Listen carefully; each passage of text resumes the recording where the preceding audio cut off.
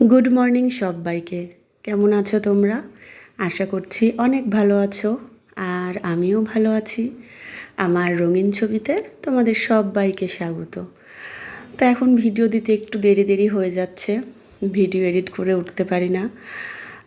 যাই হোক, কাজ তো সবারই থাকে, সবাই তো মেনটেন করতে পারে না, তাই না? আমিও হয়তো তাদের মধ্যে একজন। আর হয়তো বা গুরুত্বটা একটু কম দেই এই কারণে। ওই যে মাঝে মধ্যে ভীষণ মন খারাপ হয়ে যায় জানো, এত কষ্ট করে ভিডিও এডিট করে পোস্ট করি, সেরকম ভিউ হয় না, সাবস্ক্রাইব বাড়ে আবার কমে যায়, মনটা ভীষণ খারাপ হয়ে যায়। ওই জন্য মনে হয় ধুর, আর করবই না, কি ভিডিওই দিব না। তারপরে আমার পুত্র আবার বলে, না মা তুমি দিতেই থাকো, দেখো মানে ওর ইয়েতেই আমি আরও আগ্রহ পাই, আমার আরও আগ্রহ হয়। তো যাই হোক, সকালবেলায় যে ডিম সেদ্ধ ভাত, আলু সেদ্ধ ঘি, এগুলা দিয়ে সকালের খাওয়া হয়েছে। আর আজকে আমার মেজদি হচ্ছে চলে যাবে, তো সকাল সকাল রান্নাবাড়ি করে নিচ্ছি। এই যে দেখো সমস্ত কিছু একদম রেডি, কাটে বাসে দিছে দিদিরা, আর আমি রান্না করছি। আজকে রান্না করছি আমার পছন্দের মাংস। আমার না, শুধু আমার ছেলে মেয়েদের সবারই পছন্দ, শুধু আমার দুই দিদি বাদে। আমার বড়দি একদমই খায় না, মানে কোনো চিকেনই খায় না, সে শুধু মাটন খায় আর মাছ খায়। আর আমার মেজদি পছন্দই করে না, মানে ব্রয়লার মুরগি, এই জন্য আর কি। আমি তো ভীষণ পছন্দ করি। তো এইদিকে দেখো, বড়দির জন্য মাছ রান্না হচ্ছে, শোল মাছ, আর আমাদের জন্য চিকেন রান্না হচ্ছে। আর এইদিকে দেখো কলমির শাকটা দিদি কাটে কি সুন্দর করে মানে দিছে, পরিষ্কার করে একদম গুছায় দিছে, আর বুনু এখন ধুয়ে দিবে। তো এদিকে আমি এই যে ওল সিদ্ধ দিব, এটা হচ্ছে মাখা খাইতে ভীষণ পছন্দ লাগে সর্ষে বাটা দিয়ে। আমি হচ্ছে ওল সেদ্ধ সর্ষে বাটা দিয়ে মাখাই, শুকনা মরিচ সর্ষে বাটা এগুলো দিয়ে, তারপরে সর্ষের তেল দিয়ে মাখাই গরম ভাতে, জাস্ট ওয়াও। তো যাই হোক, এখন দেখে তো লোভ হচ্ছে। তো এদিকে দেখো আমি রান্নাবাড়ি করে নিচ্ছি, আর এত প্রচণ্ড গরম ছিল কি বলবো, খুবই গরম ছিল। আর আমার এই যে ছোট্ট একটু রান্নাঘরের মধ্যে দুইজন ঢুকলেই তো আর নড়াচড়া করা যায় না। তো আমি দিদিদের বলি কি, তোরা আগে কাটে বাসে দিয়ে তোরা এখান থেকে চলে যাবি, যেহেতু রান্নাটা আমারই করা লাগবে। তো ওই জন্য আমি সবার শেষে রান্নাঘরে ঢুকি। দিদিরা কাটে বাসে ধুয়ে সমস্ত কিছু একদম রেডি করে দেয়, তারপরে আমি রান্নাঘরে ঢুকি। আর এইদিকে দেখো আমার ভাগ্নি আমাকে ভিডিও করে দিচ্ছে, তোমাদের দেখাবো কে ভিডিও করে দেয়। আর এইদিকে দেখো বুনু হচ্ছে রসুন ছুলে দিচ্ছে, রসুন বাটা মানে শেষের দিকে প্রায়। তো আমি বললাম বুনু শাক ভাজি করবো, রসুনটা একটু ছুলে দে, কারণ বাটা রসুন দিয়ে শাক ভাজি একদম ভালো লাগে না। আর এইদিকে বৃষ্টি পড়া শুরু হয়ে গেছে, সারা রাত্রি হয়েছে। আর এই যে প্রায় 11:30-12টার থেকে একদম ঝোমালে বৃষ্টি।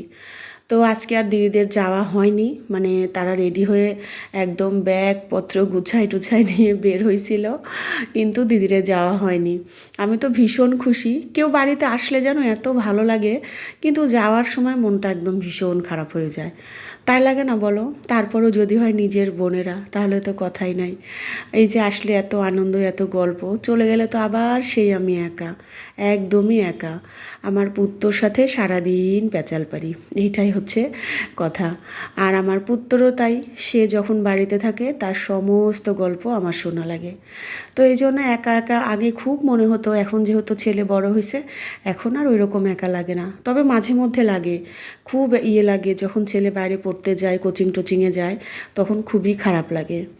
আর এইদিকে দেখো দুপুরের রান্নাবাড়ি, এই যে খাওয়া দাওয়া শুরু হয়ে গেছে, মানে একসাথে তো সবার হয় না, বারে বারে বসা লাগে। আর এই যে দেখাচ্ছি না আমি, এই ভাগ্নিটাই আমার হচ্ছে ভিডিও করে দেয়, এটা আমার বড়দির মেয়ে।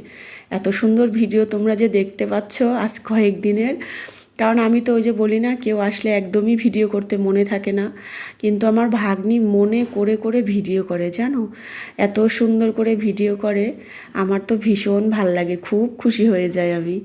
তো ওইদিকে দেখাই দিলাম। আর এইদিকে দেখো কলা নিয়ে আসছে আমার বর, তো কলাগুলা এখানে রাখা হয়েছে। আমাদের এখন এগুলা দেখে না কেউ কিছু মনে করো না, যে কোথায় খাবার রাখছি, কোথায় কি হচ্ছে, এইভাবে কেন মশলাপাতির কৌটা এরকম একসাথে কেন। কিচ্ছু করার নাই, আমার এখনও প্রায় 1.5-2 মাস মানে 1.5 মাসের মতো এরকমই চলবে। সমস্ত কিছু যেহেতু অগোছালো, এই জন্যে কোনো কিছু আমি গুছায় উঠতে পারি না বলতে গুছায় কোথায় রাখবো? আমার তো এই একটুখানি জায়গা, যেহেতু এখন সমস্ত কিছু ওই বাড়িতে পার করা লাগবে, একটু গুছাই গাছাই ওই বাড়িতে তোলা লাগবে, এই জন্য হয় না। তো যাই হোক, বিকালবেলা এই যে সন্ধ্যার সময় সন্ধ্যা টন্ধা দিয়ে সবাই বসে গেছি চা খাইতে। এই যে এটা একটা আলাদা আনন্দ, সবাই মিলে একসাথে চা খাওয়া। আর এই যে আমার বুলবুলিটা উঠছে ঘুম থেকে, উঠে দেখো মুখটা বেজার করে বসে আছে, আর এদিকে লেবু মুড়ি মাখাচ্ছে, চা দিয়ে মুড়ি দিয়ে খাবে আজকে।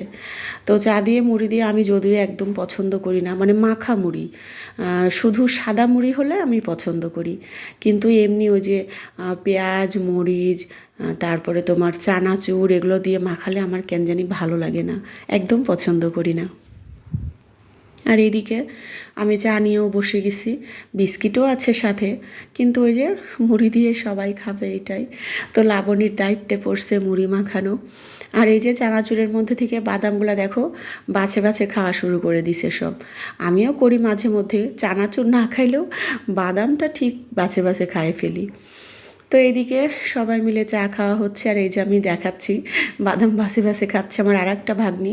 এটা কিন্তু আমার মেজদির মেয়ে, তোমরা ভিডিওতে অনেক দেখো এদের, কারণ আমার বোনেরা আসলে তো ওই রকম নিষেধ থাকে না যে আমাদের ভিডিও করবি না, কি এই সেই, আগে লজ্জা পাইতো, তো এখন আর অত লজ্জা লাগে না।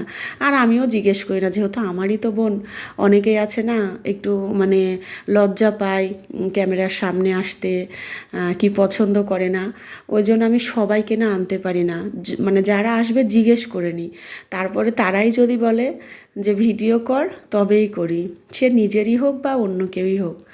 তো আমার বোনেরা কেউ এখন পর্যন্ত নিষেধ করেনি, ওরা বেশ পছন্দই করে। আর আমার বোনেরা তো সবাই বলে, বুনু তুই যে এটা মানে ইউটিউব চ্যানেল খুলছিস সেটা তো মানে বিশাল খুশির খবর, মানে ভিউ হোক বা না হোক তারপরেও এত এত খুশি হয় কি বলবো, ভীষণ খুশি হয়। আর ওরা আসলে তো কি বলবো। তো যাই হোক, এই যে এদিকে মুড়ি খাওয়া হচ্ছে, গল্প করা হচ্ছে, আর আমি লেবুকে বলছি বুনু তুই খুব সুন্দর হয়ে গেছিস, এইখানে এগুলা গল্পই হচ্ছে। আর আমার বুনু বলে কি এই তো দিদির বাড়িতে খাই খাই আমি এরকম হয়ে গেছি। আর এইদিকে দেখো আমার বড়দি আজকে নতুন শাখা পড়ছে, এই শাখা কিন্তু আমি আমার বড়দিকে কিনে দিছি। তো দেখো শাখাটা এত এত সুন্দর, মানে পড়ানোর সময় ভিডিও করব ভুলেই গেছি, ওই যে বলি না ভুলে যাই। তারপরে চা খাওয়ার সময় মনে হলো হি দিদির না নতুন শাখা পড়ছে, একটু তোমাদের সঙ্গে শেয়ার করি। আমি এখান থেকে দিদির হাতের মাপে কিনে রাখছিলাম, তো দিদির এত বেশি পছন্দ হয়েছে, দিদি আজ পর্যন্ত যতগুলো শাখা পড়ছে সবচাইতে পছন্দের শাখা নাকি তার এইটা। বলে বুনু তুই এত সুন্দর শাখা কিনতে পারিস। আমার মেজদি আমার বুনু সবাই এখান থেকেই শাখা কিনে, জানো ওদের হাতের যে শাখা সেগুলো কিন্তু আমার এখান থেকে আমি কিনে দিই। তো এই যে সবসময় কিন্তু আমি কিনে দিই না টাকা দিয়ে, ওরা টাকা দেয় তারপর আমি কিনে দিই। আর এইদিকে আমি দেখো চাটা খাওয়া শেষ, চায়ের বাসন মাজা শুরু করে দিছি।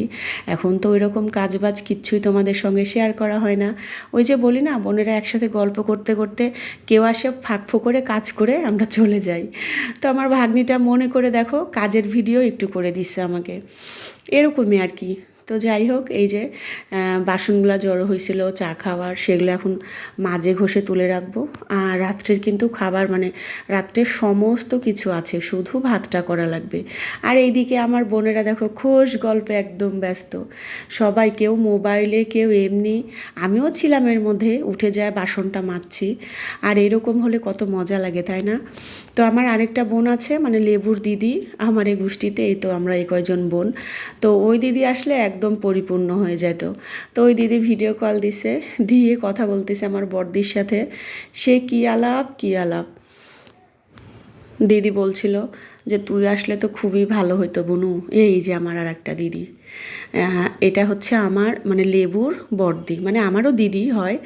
তো এই দিদিরও 2টা ছেলে, তো দিদি তিনটা ছেলে।